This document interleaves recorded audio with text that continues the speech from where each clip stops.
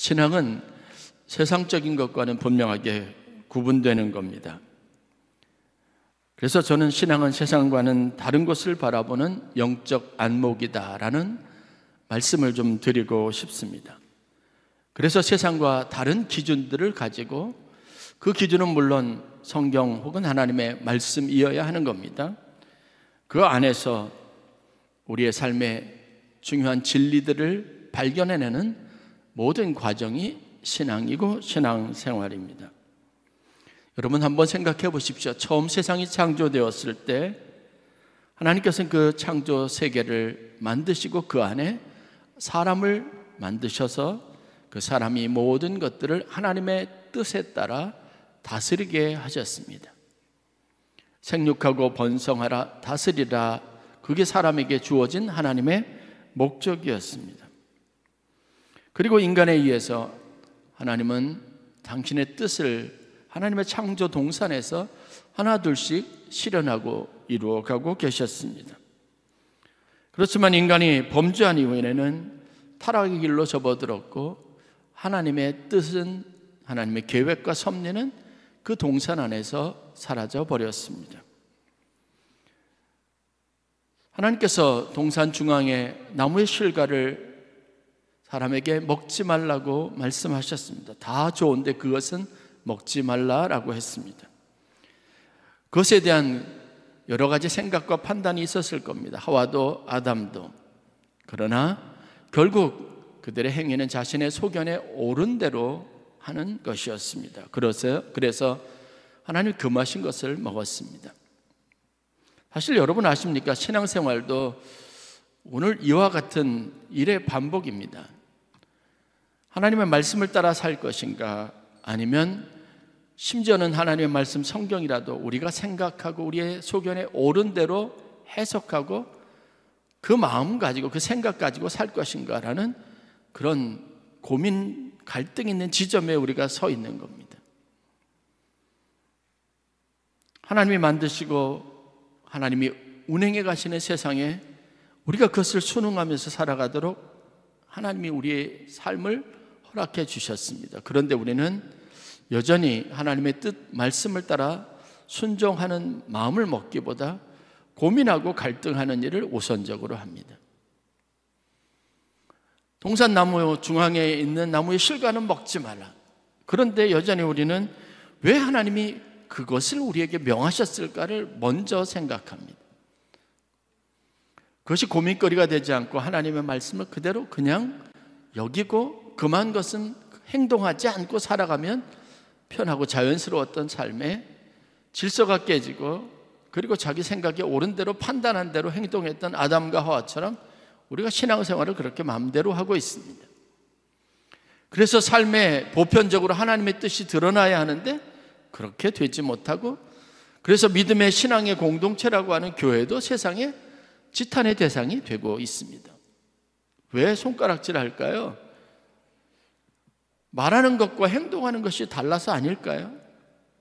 하나님이 우리에게 이렇게 살라고 하셨다고 말은 하면서 정작 우리는 그런 삶을 살지 못하는 문제가 있는 것은 아닐까라는 생각이 듭니다.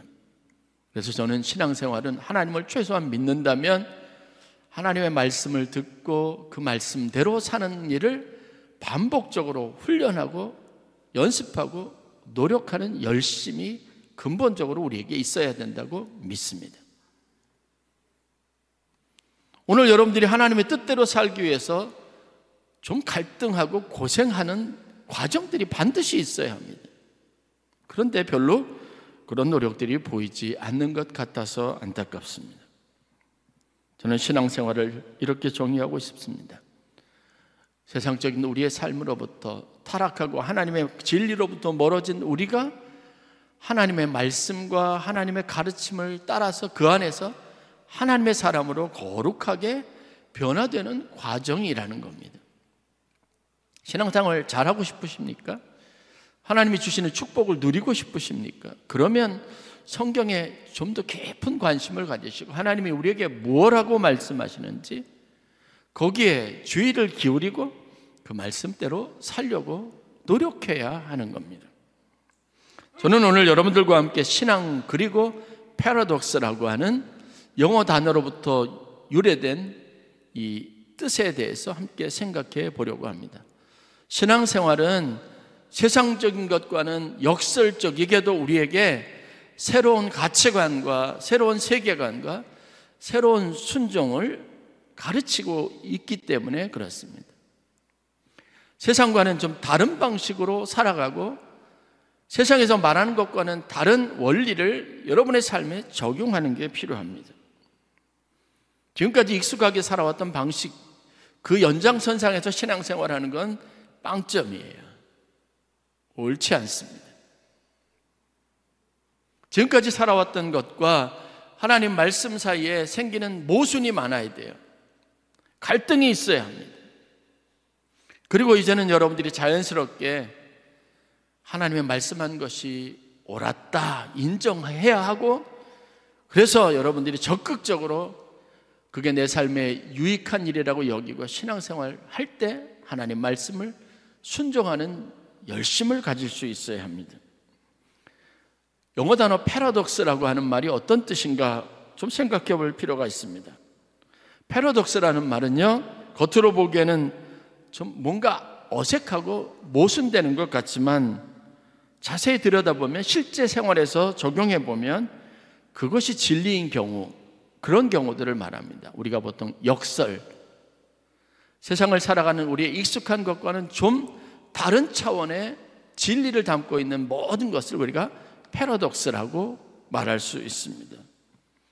예를 들면 제가 사전에서 패러독스의 의미를 찾아보니까 제일 많이 등장하는 게 그리스의 철학자 소크라테스예요. 소크라테스의 무지라고 하는 것이 있습니다. 소크라테스가 이런 얘기를 하죠. 나는 아무것도 모른다는 사실을 안다. 말장난 같은데요, 이 말을 통해서 소크라테스는 가장 지혜로운 철학자라고 하는 명예를 얻었습니다. 세상에 내가 아는 것은 아무것도 없다, 그리고 나는 그 사실을 안다고 말한 거예요.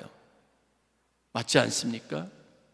어떻게 아무것도 모르면서 안다고 말할 수 있을까요? 말 자체가 말장난처럼 보이지만 그 안에는 심오한 진리가 있는 겁니다.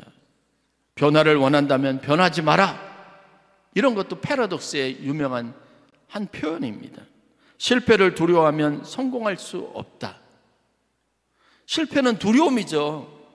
그런데 그것을 두려워하면 성공이 안 된다는 겁니다. 성경은 이러한 표현으로 넘쳐납니다.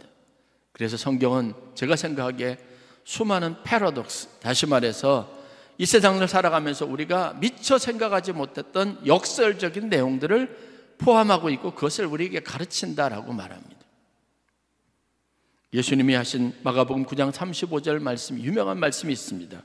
누구든지 첫째가 되고자 하면 무사람의 끝이 되어 무사람을 섬기는 자가 되어야 하리라 말합니다. 아니, 사람들에게 앞서가는, 다른 사람들이 볼 수 있는 좋은 지도자가, 훌륭한 지도력을 가진 사람이 되려면 사람들이 시선이 보이는 앞에 있어야 될 거 아닙니까? 맨 앞에서 더 많은 사람들의 시야에, 눈에 띄어야 할 겁니다. 그런데 예수님은 그런 사람은 큰 자가 못 되는 거예요. 그렇게 정작 되고자 싶으면 저 맨 뒷자리에 가서 그곳에서 조용히 섬기는 사람이 되면 그 사람이 큰 사람이라고 말합니다. 그 사람이 첫째가 될 수 있다고 말하는 겁니다. 사도 바울은 고린도후서 12장 10절 말씀을 통해서 그러므로 내가 그리스도를 위하여 약한 것들과 능욕과 궁핍과 핍박과 곤란을 기뻐하노니 이는 내가 약할 그때에 곧 강함이니라 라고 말합니다. 사람들에게 손가락질 당하고 능욕당하고 궁핍하고 핍박받고 곤란한 처지에 있는 사람을 기뻐한다는 것 자체가 말이 안 되는 겁니다. 그런데 사도 바울은 그것이 얼마나 위대한 일인지를 말하면서 나는 내 스스로 약한 것에 대해서 내 인생의 가장 큰 자랑거리로 삼고 그런 사람이 바로 나이기 때문에 내가 강한 사람이다 라고 말합니다. 빌립보서 여러분 너무나 잘 아는 말씀, 너희 안에 이 마음을 품으라. 그 그리스도 예수의 마음이니 그는 근본 하나님과 본체시나 동등되이 여김을 받지 않으시고 그것을 취하지 아니하시고 오히려 자신을 낮춰 종의 형체를 가지사 사람들보다 낮아지셨고 친히 자원해서 십자가에 달리셨으니 라고 말합니다. 예수님이 여러분 하나님의 아들이라는 권세를 직접적으로 드러낸 사건이 스스로 사람들이 조롱거리가 되고 사람들이 침 뱉을 때 그 침을 몸으로 받아내고 채찍을 몸으로 맞고 그리고 가장 비참한 가장 흉악한 죄인에게 내려지는 형벌이라는 십자가에 달리신 그 사건이 하나님의 아들이라는 것을 드러내는 가장 위대한 사실이 되었다고 말하는 겁니다. 여러분 그렇지 않습니까? 스스로 잘난 체하는 사람을 큰 자라고 여기는 사람은 없습니다. 그에게 존경심을 보내는 사람은 없습니다. 세상에 하나님이 여러 가지 많은 역사 일에 수없이 많은 일을 행했지만 그 하나님의 사랑이 진심으로 사람들 마음에 닿아서 그 사람의 마음을 변화시키고 세상에 있는 모든 사람으로 하여금 예수 그리스도 이름 앞에 무릎을 꿇게 하고 하나님의 위대하심을 두 손 높이 들어 찬양하게 했던 것이 무엇인지 아십니까? 스스로 낮아지시고 스스로 십자가를 지시고 십자가에 달려 돌아가셨던 모습을 통해서입니다. 성경은 패러독스, 이러한 역설을 이야기하고 있습니다. 우리가 앞뒤가 안 맞는다고 생각하는 이유는 세상적인 잣대와 기준 때문에 그런 겁니다. 그러나 마음속 깊은 곳에서 내면에서 맞다, 옳다, 이게 진리다, 맞아, 이렇게 살아야지, 사람의 마음에 있는 근본적인 것, 깊은 곳에 있는 것까지 동의를 이끌어내고 그 마음이 동원되게 하고 격하게 하나님 앞에 머리를 숙이고 무릎을 꿇게 하는 게 무엇이었습니까?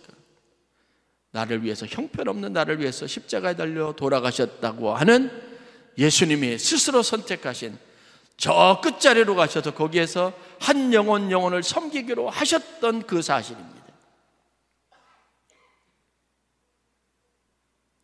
저희가 1년에 한 번씩 해외 선교사님들을 위해서 1,000만 원 상금을 드리는 선교 대상을 선정합니다. 지난주 금요일 날 선교 대상 선정자 작업이 있었습니다. 누가 그렇게 가장 위대한 선교사로, 가장 주목할 만한 선교사로 여러분 인정받을까요? 심사위원 4사람이 있는데 그 사람들의 마음속에 격하게 동의하게 만든 게 뭘까요? 화려한 이력이나 많은 사역의 경력이 아니라 어렵고 힘든 중에도 복음의 순수성을 가지고 헌신하는 삶에 주는 감동이 사람들이 동의를 끌어내는 겁니다. 빌립보서 4장에서 사도 바울이 말하는 게 무엇입니까? 세상 모든 사람들이, 심지어는 이방인들까지, 그를 대적하는 사람들까지 무릎을 꿇긴 것은 종의 형체를 가지고 자신을 낮추시고 십자가의 고통을 당하신 예수님에게 무릎을 꿇은 겁니다.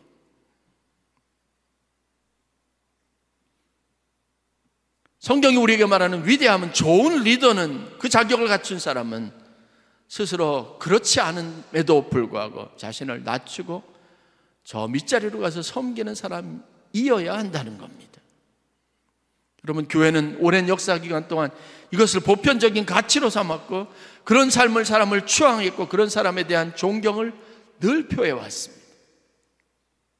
아무리 큰 교회, 대형 교회를 이끌고 그것에 담임 목사이고 수천 수억 원의 돈을 동원해서 선교의 업적을 가지고 많은 것들을 한다 할지라도 여러분, 사람들이 그를 진짜 하나님의 사람으로 존중하지는 않습니다.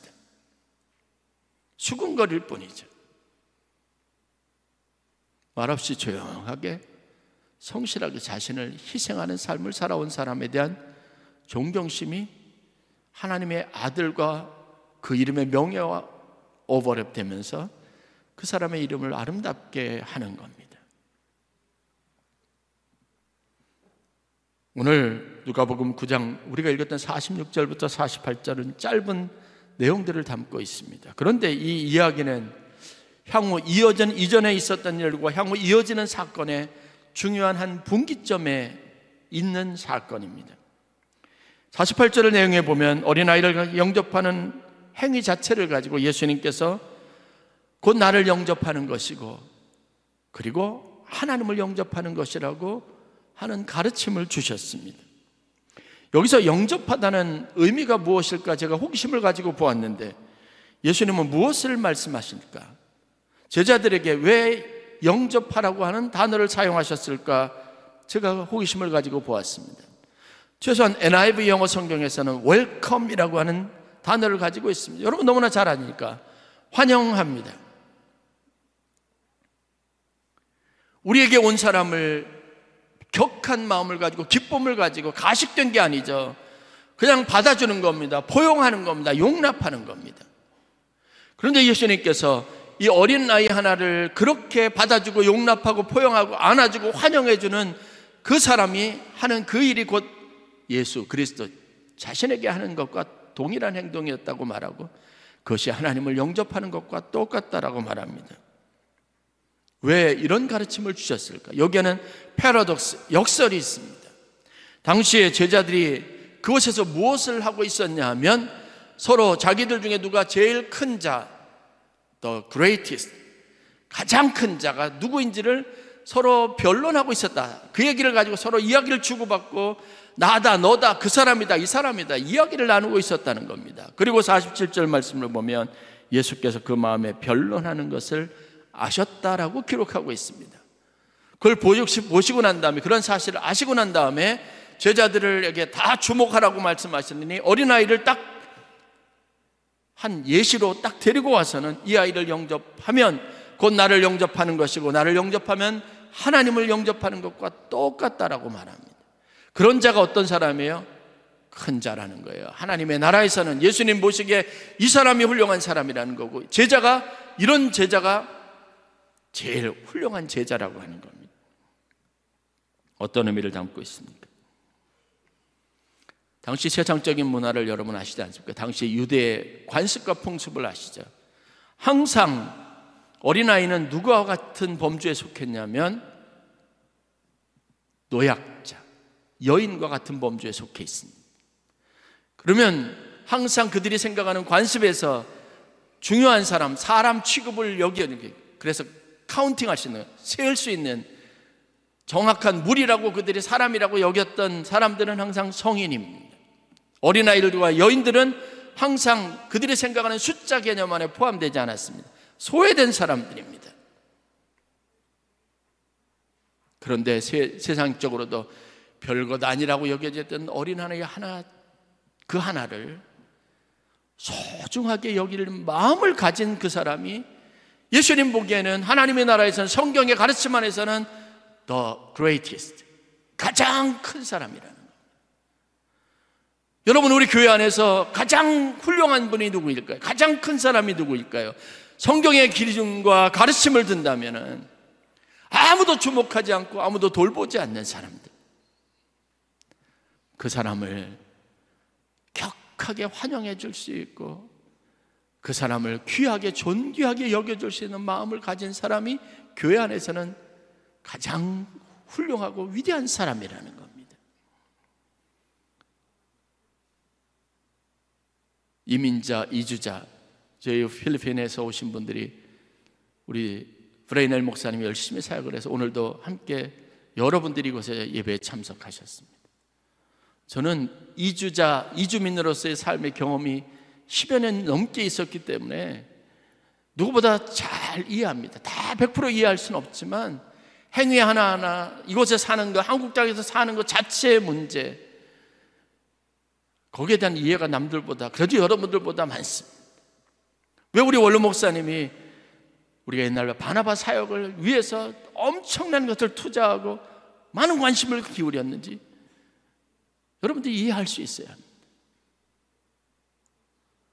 저분들을 환영하고 저분들이 우리 교회에서 아멘교회 멤버라는 의식을 가지고 그래도 우리를 따뜻하게 대해준다는 사실들을 여기서 경험할 수 있게 해야 되는 거라는 거죠. 그게, 그런 사람이 있다면, 그런 사람들이 우리의 교회 성도라면 그런 사람들이 하나님 나라에서는 큰 자입니다. 우리 교회가 하나님 보시기에 제일 만족하게, 흡족하게 여길 수 있는 그 지점이 있다면 아마 그게 아닌가라는 생각을 드는 겁니다.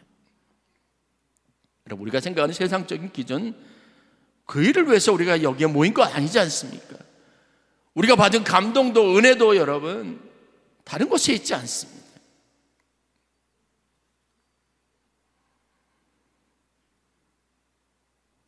바울은 골로새 교인들에게 편지하면서 그들을 적극적으로 권면합니다.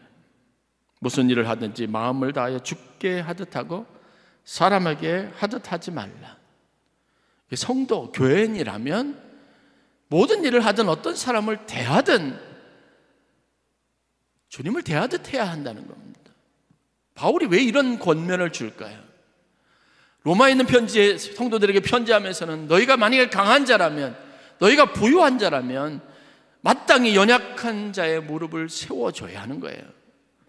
그 사람이 형편없는 사람입니다. 연약한 건요, 약한 겁니다. 스스로 설 수 없는 힘을 가진 사람들입니다. 그런데 스스로 강하다고 여기는 사람이라면 그 사람의 무릎을 세워주는 하찮은 일을 우리의 사명으로 여기고 해야 한다는 거죠.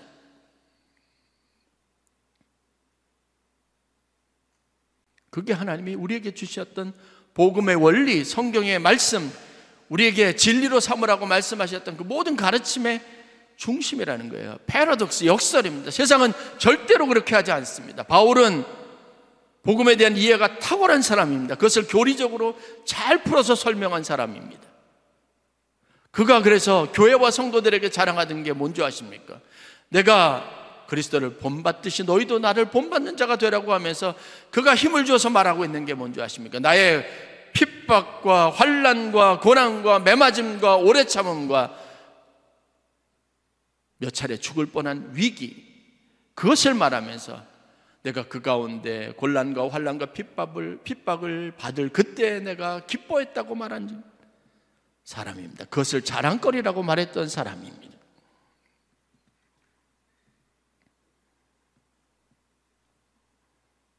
하나님 아버지와 세상에 소외되고 별것 아닌 것처럼 여겨지는 사람이 동등하게 대우받고 취급받고 그런 가치를 갖게 사람들의 마음속에, 의식 속에 들어가 있는 그곳이 하나님의 나라고 그 사람들이 신앙인인 거예요.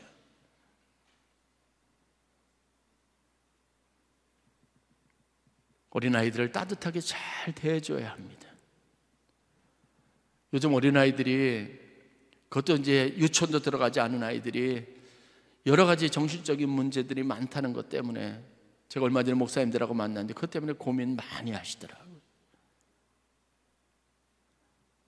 그래서 지금 우리가 하는 일이 중요합니다. 저곳에 있는 어린아이들, 지금 1층에 지하에 내려가서 예배드리는 유아 유치부 애들, 그 아이들이 많은 사람의 관심과 따뜻한 사랑 안에서 자라야 돼요. 혼자 고립되어 있지 않고, 부모 없는 곳에 혼자 남겨져 있지 않고, 늘 주위에 많은 사람들이 관심을 가지고 안아주고 같이 관심을 가져드는 그 옷 안에서, 그런 환경에서 자라게 해야 합니다. 기후위기, 생태 파괴 위기, 우리가 당한 현실입니다. 왜 그런 일이 우리에게 일어났습니까? 창조의 질서, 하나님이 이 땅을 만드실 때 우리에게 애초에 정하셨던 원리를 따르지 않는 우리 인간의 탐욕 때문에 온 것 아니겠습니까? 우리가 자초한 일 아니에요? 우리는 날마다 왜 하나님이 이것을 먹지 말라고 하셨지? 그 말씀을 따라야 된다는 당위성보다 항상 이 고민 속에 살고 있습니다. 그러다가 내 소견에 오른 대로 하는 겁니다. 내가 곧 하와고 아담입니다. 그러기 위해서 여러분, 우리가 훈련되어야 되지 않겠습니까? 그래, 레위기에 먹지 말라 하셨으니까 먹지 않는 거예요.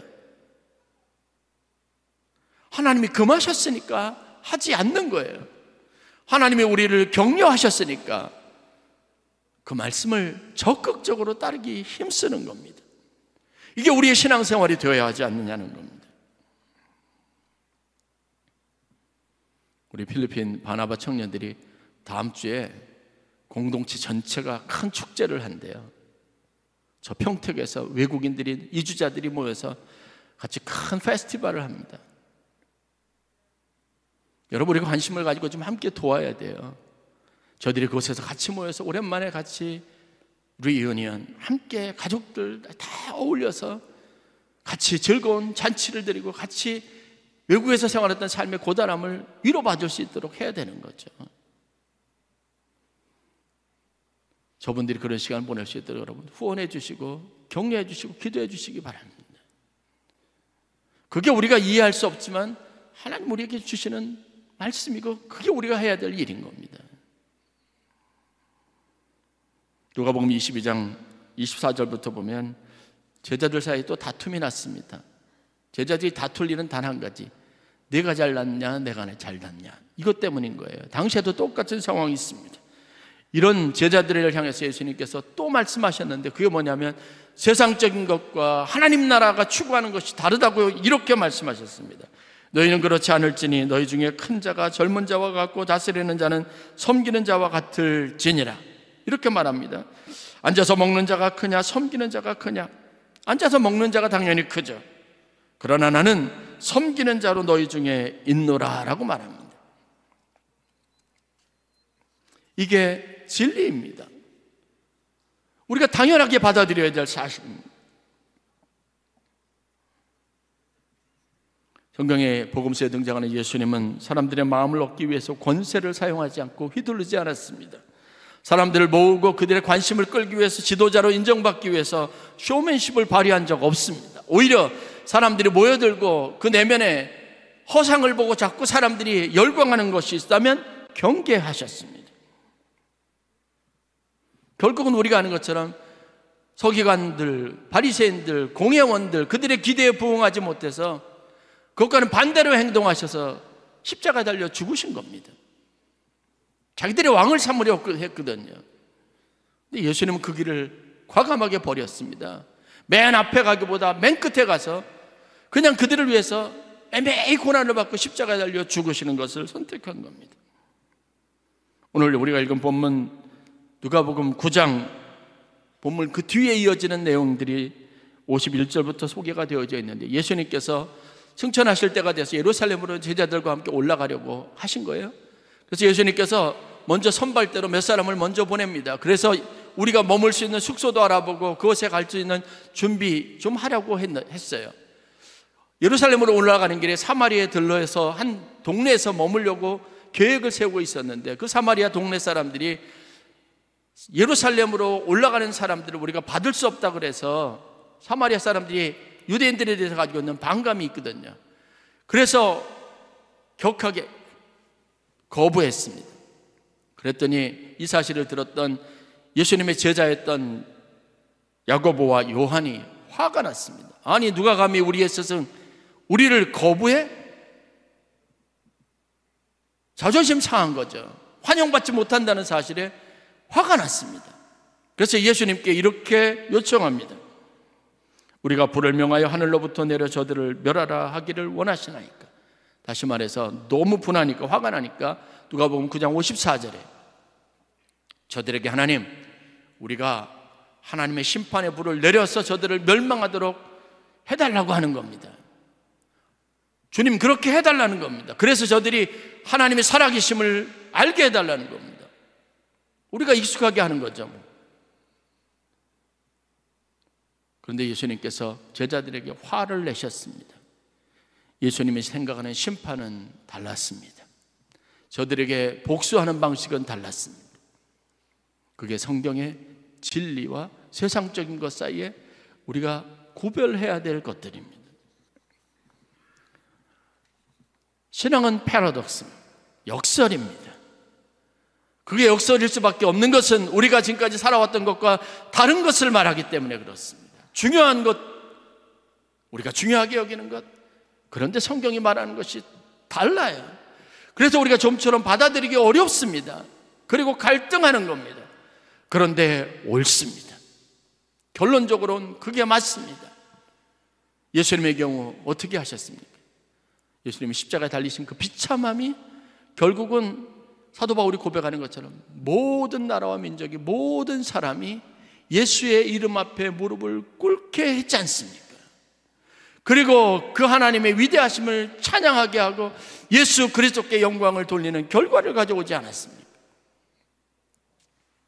저와 여러분들, 우리 교회가 존재하면서 우리가 함께 이곳 모여서 예배하면서 연습하고 훈련하고, 그리고 세상에 우리가 반응하는 방식이 역설적이게도 이런 것이어야 합니다. 그리고 우리는 그것을 신앙생활이라고 정의할 수 있어야 합니다. 겉모습이 아니라 하나님의 말씀을 따라 살려고 애쓰는 성도들이 있어야 합니다. 여러분, 섬채화라는 꽃 혹시 아세요? 들어본 적 있으세요?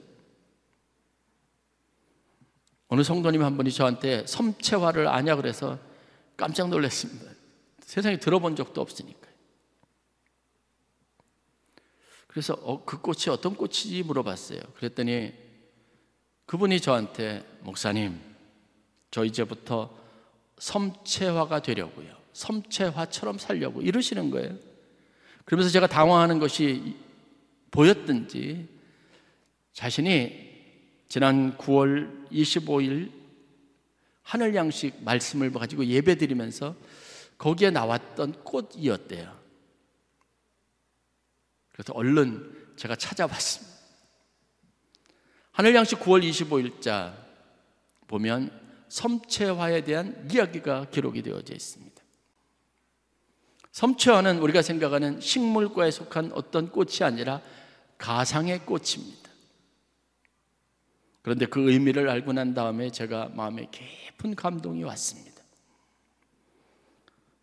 섬기는 사람의 섬, 부족한 것을 채워주는 사람의 채, 화목하게 하는 사람의 화였던 거예요. 그분이 저에게, 목사님, 나는 섬기는 사람이 되겠어요. 사람들이 부족한 것을 채워주는 삶을 살래요. 이제부터는 화목하게 하는 일에 열심을 가지고 살래요. 이렇게 말씀하셨던 겁니다. 그분의 삶에 뿌려진 씨앗, 그 씨앗이 알고 봤더니 섬채화였습니다. 저는 나중에 이렇게 그분을 위해서 축복하면서 기도했습니다. 하나님, 그 씨앗이 잘 뿌리를 내려서 잘 자랐으면 좋겠습니다. 그래서 세상이 그 어떤 꽃보다 아름다운 꽃으로 활짝 펴서 그것을 보는 사람들의 마음을 아름답게 했으면 좋겠습니다 하고 축복하며 기도했습니다. 그렇습니다. 섬기는 일은 세상에서 별것 아닌 사람들, 힘이 없는 사람들, 그런 사람들이 하는 일이라고 여겨질 수 있습니다. 부족한 것을 채워줘야 될 이유가 어디 있어요? 나 살기도 바쁜데. 다른 사람을 위해서 내가 목숨보다 소중한, 어떻게 고생하면서 번 돈인데 그거를 여러분 누군가를 도와주라고 후원할 수 있겠어요? 그 세상에 바보 같은 사람이죠. 괜히 남들 사이에 껴가지고 화목하게 하겠다고 오지랖 넓다는 얘기만 듣는 거죠. 그런데 여러분 아십니까? 성경은 우리에게 섬기라 말하고 섬기는 사람이 큰 자라고 가르치지 않습니까? 내가 있는 것이 크고 많고 크고를 떠나서 다른 사람이 부족한 사람이 있으면 채우라고 말하지 않습니까? 내가 채워주라, 내가 주라, 내가 거저주라. 하나님이 우리를 세상과 죄인들과 하나님을 화해하게 하는 거룩한 직분을 주셨다고 고백하지 않습니까? 그게 우리의 삶이고요, 우리 안에 뿌리를 내려야 할 진리입니다. 그분처럼 여러분들도 섬채화와 같이 그런 아름다운 꽃을 피우는 삶을 살아가실 수 있기를 주의 이름으로 간절히 축원합니다. 신앙생활은 하나님의 말씀과 진리를 우리 안에 뿌리 내리게 하고 그런 삶을 살도록 매일같이 훈련하고 노력하는 과정인 겁니다. 기도하겠습니다.